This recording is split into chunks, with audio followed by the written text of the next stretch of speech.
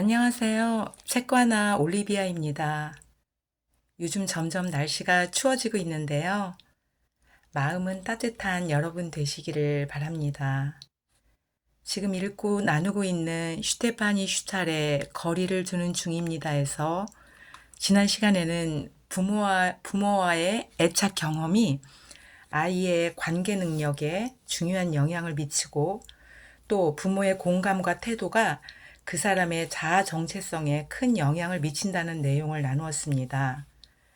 만약 어릴 때 공감받지 못했다고 생각된다면 내가 자기 자신을 공감해주고 안아주어서 마음의 넓이를 넓혀보시면 좋겠다는 말씀을 드렸습니다. 오늘은 두 번째 챕터 애착과 자립 사이의 제목으로 책을 읽고 나눠 보겠습니다. 내용을 읽겠습니다. 애착과 자립 사이. 앞서 얘기했듯 애착과 소속감을 원하는 욕구와 자유로운 인간이 되고자 하는 욕구는 인간의 실존을 이루는 기본 욕구입니다. 이는 우리가 태어나면서부터 죽을 때까지 우리 삶 전체에 스며들어 있습니다. 우리는 탯줄에 연결된 상태로 세상에 존재하기 시작해 출산과 함께 그 묶임에서 풀려납니다. 젖먹이 아기가 자기를 돌봐줄 애착 대상을 찾지 못하면 아기는 죽게 됩니다. 아기는 타인의 돌봄과 보호에 완벽하게 의존합니다. 세상과의 첫 경험은 이렇게 종속이라는 실존적인 조건에 의해 결정되는 것입니다. 애착과 자립은 서로 깊은 관련이 있습니다. 갓난아기가 자신에게 주의가 집중되도록 하기 위해 할 수 있는 유일한 행동은 소리를 지르는 것입니다. 오로지 소리 지르는 것을 통해 아기는 부모에게 영향력을 행사할 수 있습니다. 만약 부모가 아무 반응도 없이 아이가 지칠 때까지 소리를 지르도록 방치하면 아기는 자신의 행동이 아무런 효과도 없고 그렇게 행동하는 게 스스로의 인생에 어떤 변화도 가져오지 못한다는 경험을 하게 됩니다. 이것은 아기에겐 일종의 깊은 무력감을 느끼게 하는 일입니다. 무엇보다 유아기와 청소년기에 부모가 이렇게 권위적이고 경직된 태도로 아이의 요구를 대수롭지 않게 여김으로써 아이가 자신이 부모에게 그 어떤 영향도 끼치지 못한다는 것을 느끼는 경험이 반복적으로 발생하면 이 경험의 여파는 성인이 되어서도 이어집니다. 인간의 발달 과정은 넓게 보면 점점 독립적이고 자율적인 존재가 되어가는 과정입니다. 이 과정의 궁극적 목표는 우리가 완전히 자율적인 성인이 되어 부모에게서 독립해 스스로 삶을 꾸려가는 것입니다. 그 과정에서 아이가 느끼는 스스로의 영향력도 아이가 성장함에 따라 점점 커집니다. 아이가 무언가를 쥐고, 기고, 걷고, 말하는 법을 배우면서 행동의 반경도 점점 넓어집니다. 그 과정에서 아이의 애착에 대한 욕구는 큰 역할을 합니다. 처음에는 부모에게만 애착을 보이지만 그 다음에는 형제, 자매나 조부모 같은 다른 가족 구성원에게로 확대됩니다. 그 틀은 아이가 유치원에 다니기 시작하면 보육교사와 같은 반 아이들에게로, 학교에 들어가면 선생님과 친구들에게로 넓어집니다. 그리고 사춘기에 들어서면 대체로 연애 관계의 첫 시도로 이어집니다.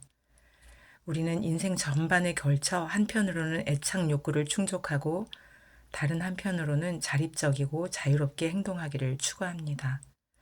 그 과정에서 애착 욕구는 당연히 연애 관계에만 한정되는 게 아니라 채팅이나 단체 활동, 친구들과 가볍게 차 한잔 마시러 가는 등의 교류를 통해서도 채워질 수 있습니다. 인생의 첫 20년이 점점 더 자율적이 되고 인간관계를 통해 자신의 세계를 넓히는 것이라면 인생의 중반기는 애착과 자립 사이에서 자신에게 알맞은 균형을 찾는 과정입니다.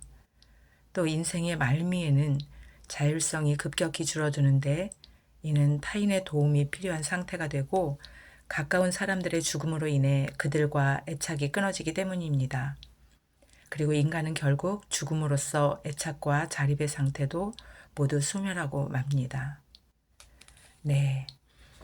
이 내용은 애착과 소속감을 원하는 욕구, 또 자유로운 인간이 되고자 하는 욕구는 인간 실존의 기본 욕구라고 말하고 있습니다. 또 애착과 자립은 서로 깊은 관련이 있습니다. 어릴 때 부모에게 절대 의존적 존재였고 발달 과정을 통해 점점 독립적이고 자율적인 존재가 되지요. 이런 과정에서 아이의 애착에 대한 욕구는 큰 역할을 합니다. 인생의 전반 20년은 점점 더 자율적이 되어 인간관계를 통해 자신의 세계를 넓히는 기간이라면은 인생 중반기는 애착과 자립 사이에서 자신에게 알맞는 균형을 찾는 과정입니다. 또 인생의 말미에는 자율성이 급격히 줄어들어 타인의 도움이 필요한 상태가 됩니다. 이렇게 우리의 삶의 과정은 애착과 자립 사이의 그 비중이 각 시기별로 다릅니다. 그 생애 주기별로 맞는 건강한 자립을 위해서는 건강한 애착의 형성이 바탕이 되어야 하고 또 인간 생애 주기별 자율의 강도가 다르다는 것을 이해하면 우리의 또 실존을 우리가 더 정확하게 이해하는 데 도움이 됩니다. 애착과 자립, 어찌 보면 상반되는 단어인 것 같이 느낄 수도 있습니다. 건강한 애착의 토대에서 시기에 맞는 바른 자립도 가능한 것을 보면 우리 실존이 어떠한지를 우리가 알 수 있습니다. 우리는 애착과 자립이라는 두 가지 저울추에서 균형을 이루는 지혜가 필요합니다. 여러분은 그동안 가족과 또 주변과 어떤 애착 관계를 가지고 사셨나요? 또 생애 주기 중 나는 지금 어느 과정의 자립에 위치해 있나요? 이것을 잘 생각해 보면 나를 좀 더 잘 이해하게 되고 또 내가 어떤 방향성으로 관계를 맺으며 또 자립하고 있는지를 파악하게 될 것 같습니다.